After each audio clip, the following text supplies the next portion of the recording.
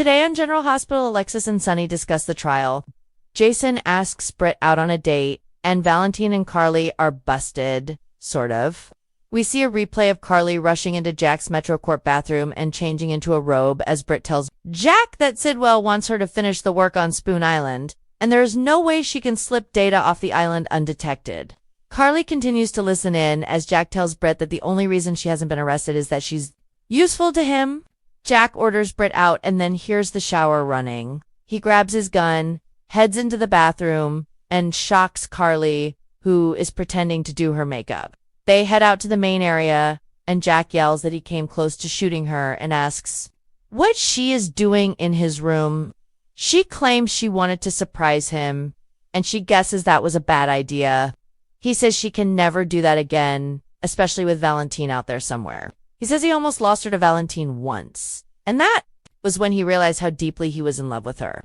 Carly eventually heads off when Jack gets a text and duty calls. At Windermere, Ava catches Valentine searching the fireplace for the switch to the secret passage, which she reveals she got rid of.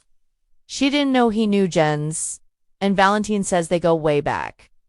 Valentine does his best to bluff Ava, and she offers to go get Jens for him. Valentine says he would rather not anger Sidwell as he's supposed to stay invisible during the day. Ava says she's sure he'd like to see him and goes to call Pascal, but Valentine disappears. Down in her cell, before Anna can escape, another man, played by Andrew Hawks, grabs and knocks her out. Sidwell shows up and learns what happened from the mystery man. He says Anna didn't see his face and thankfully has no idea where she is. Yeah, it's pretty obvious who he is after that face remark. Jens sends Pascal up to send Ava home, and Sidwell argues with the man about Anna, whom the man calls a distraction from their work. They must finish Faison's work. So they need a more permanent solution to the problem of Anna. The man fears that too many people are becoming aware of their work, especially after the disaster with Dalton. Sidwell blames Britt for what happened at the Five Poppies.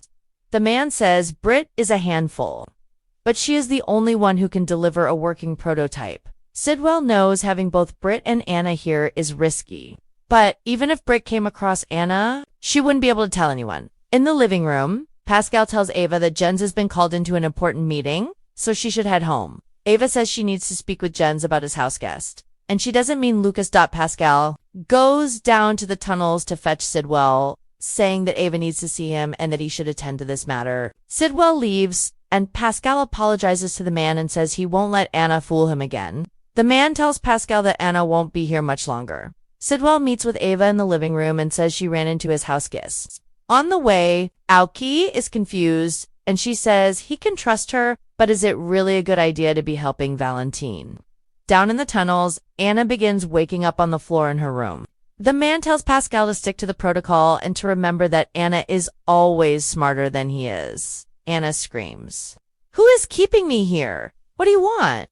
She passes out, and Pascal says he's not falling for her tricks again and walks off. However, it appears not to be a trick. At the hospital, Jason checks in with Liz about Britt, and she says she should be back later. Jason goes to leave, but the head nurse stops him and asks if he's upset with her for having compassion for Willow. Jason isn't angry with her, and she did the right thing and told the truth on the stand. They discuss the trial and who may have actually shot Drew. Jason says Drew pushed a lot of people to the brink. Liz still can't believe Willow took Drew back and must be in denial about how many mistakes she's made. Jason feels the kids are the real victims here and says even if Drew lets Scout see her family, that doesn't include Danny. Liz has to get back to work and says she let Britt know he was looking for her. That's when Jason runs into Brad, who orders him to stay away from Britt. Brett says every time he rescues Britt, he makes her think she can count on him, but Carly or Danny will always come first. And Carly's bowl of moss. Don't forget Mossy. Britt shows up, and she gives Jason a moment of her time, frustrated. Brad asks Liz for her opinion about Britt and Jason. Liz agrees Britt isn't good for Jason, but there is nothing they can do but stay out of it. Jason asks Britt if she'd like to go on an official date with him. She asks if it's because of the kiss on New Year's.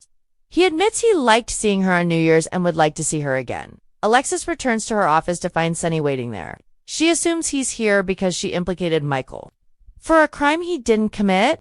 Alexis says she is sorry, but Michael isn't her priority. Scout is failing to acquit. Willow would mean Scout would see none of Sam's family until she is 18, and that would give Drew time to warp her mind against them.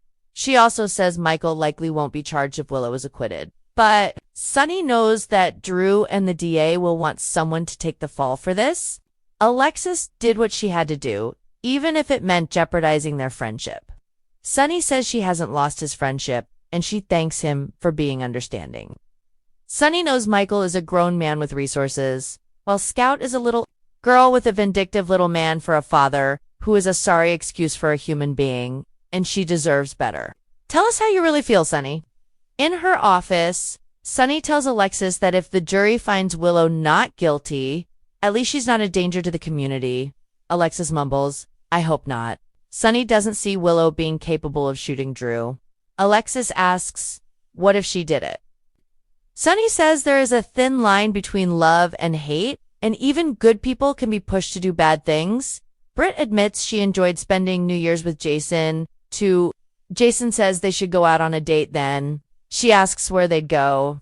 He says she'd have to trust him.